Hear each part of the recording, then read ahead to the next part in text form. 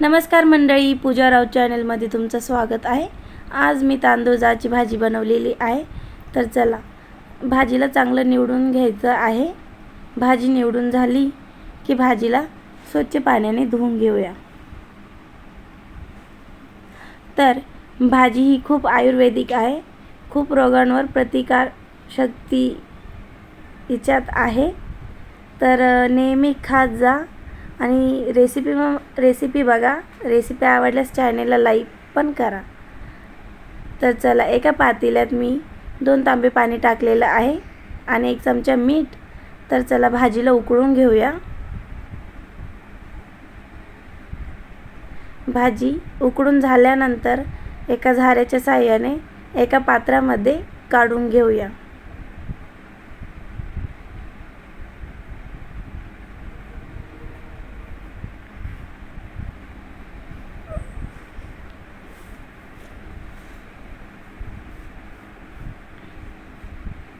तर या पद्धतीने एका पात्रात भाजी काढून घ्यायची। त्यानंतर मी इथे बारीक चिरलेला कांदा, हिरव्या मिरच्या, लसूण आणि जिरं घेतलेलं आहे। तर कढई तापलेली आहे। इथे 2 वगळ्यात तेल टाकून घेऊया। तेल तापलं की जिरेची फोडणी देऊया। त्यानंतर लसूण टाकून घेऊया। लसूण टाकला की हिरव्या मिरच्या आणि लसूण चांगलं परतून घेऊया। त्यानंतर बारीक चिरलेला कांदा चांगला परतून घ्यायचा आहे।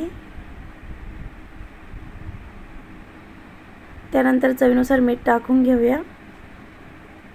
कांदा लालसर होईस्तोवर परतून घ्यायचा।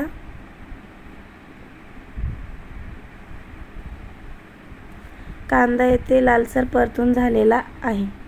तर उकडलेली भाजी कांद्यामध्ये परतून घेऊया।